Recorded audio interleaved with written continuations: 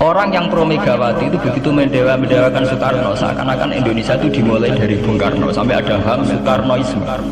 Bahwa Indonesia itu seakan-akan dimulai dari Soekarno. Memang deklarator kemerdekaan Indonesia itu Soekarno. Tapi umat Islam atau partai-partai Islam itu tidak kecil hati. Karena embrio yang bernama Indonesia itu dari tahun 1908, sebelum ada partai nasionalis yang berani melawan kolonialisme Belanda adalah partai-partai Islam, sehingga kebangkitan Indonesia dimulai 1908. Karena saat itu yang pertama mencetus ide melawan Belanda adalah kiai-kiai Islam, yaitu saat itu bikin serikat dagang Islam, terus lama-lama menjadi serikat Islam, terus lama-lama menjadi partai Islam, dimulai dari angkatannya Hos Cokroaminoto, jenis Haji Umar Said Sinten Cokroman, itu disingkat jenis Hos Cokroaminoto. Jadi tidak bisa Indonesia itu meninggalkan partai Islam, karena dulu pertama pendiri era kepartaian itu malah partai-partai apa? Islam yang lahir di Solo, di Jogja. Bahkan sebelum ada negara yang bernama Indonesia, itu ada negara yang bernama Demak Bintoro, ada Demak Ngayogyakarta Karto. Itu semua negeri apa? Islam. Ya, paham? Sehingga secara kesejarahan kita tidak kalah sama tuanya Soekarnoisme atau partai PN. Dan sampai kan kita ini kan kayak dini Nabi bukan, karena kan Indonesia itu dimulai dari Soekarno. Sehingga nak wani Pak Karno itu koyo-koyo itu kita anti Indonesia. Ya kita tidak mungkin nggak menghormati Soekarno, beliau sebagai pahlawan besar kita hormati. Ya, tapi ya kebesaran Pak Karno demi bangsa Indonesia jangan kemudian direduksi, disederhanakan hanya melewati partai.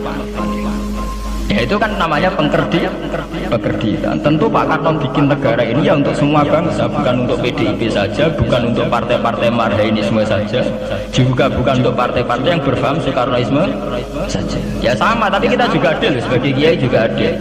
Hos Cokroaminoto bikin partai Islam ada untuk mengusir Belanda dari bumi Indonesia, yang nantinya juga untuk kepentingan semua bangsa Indonesia, tidak hanya yang Islam saja. Ya kita adil, sama-sama adil. Saat nasionalisme ya tidak mengurangi keagamaan, saat keagamaan tidak mengurangi nasionalis. Tapi itu tadi kemudian ini dikerdilkan secara politik. Di sawangannya nawas duet Pak Hasim Mega nasionalis religius itu sudah ditren.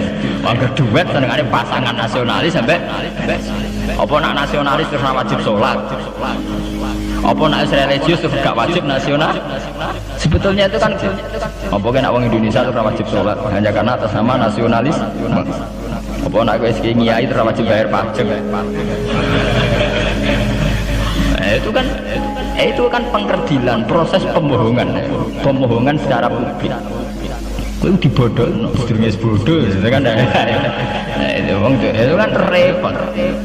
Namanya sedurunge bodoh dibodohno napa? Nurut. Makanya kalau seneng ya, kayak kemarin hari kebangkitan nasional itu seneng kalau diungkap terus di TV bahwa kebangkitan Indonesia dimulai dari 1900.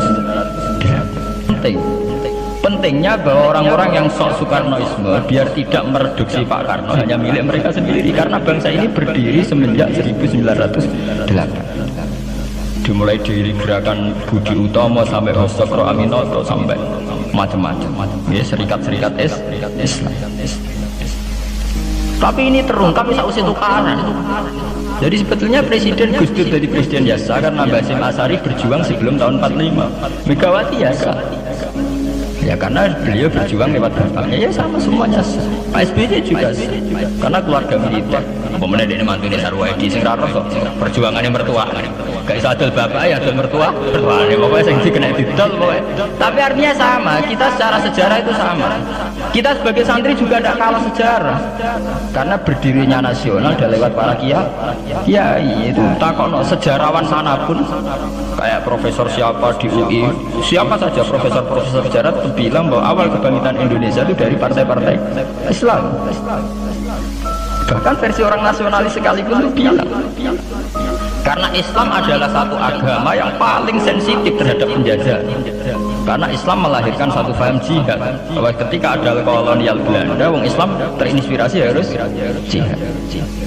Sehingga lahir partai-partai Islam. Dulu yang dilawan itu perdagangan. Ini kalau cerita sejarah, santri-santri sadar. Jadi santri salaf dengan model sekarang sing raro duit, raro dagang itu sebetulnya mengkhianati pendiri santri. Lho boten niku lho, sing gak seneng dagang, gak seneng mergawe itu mengkhianati pendiri pesantren. Sampeyan lihat sejarah tahun 1908 itu namanya tidak SI, tidak Serikat Islam, tapi Serikat Dagang Islam. Karena para kiai adalah melawan dominasi Cina di Surakarta dan dominasi Belanda menguasai sentra-sentra perdagangan. Sehingga yang dilawan pertama adalah piye supaya kolonial gak menguasai aset-aset ekonomi. Sama tak kono sejarah cek versi kiai, cek versi buku, asal gak versi klenek. Itu pertama yang dilawan para ulama adalah penguasaan aset ekonomi oleh Cina dan Belanda, sehingga mereka bikin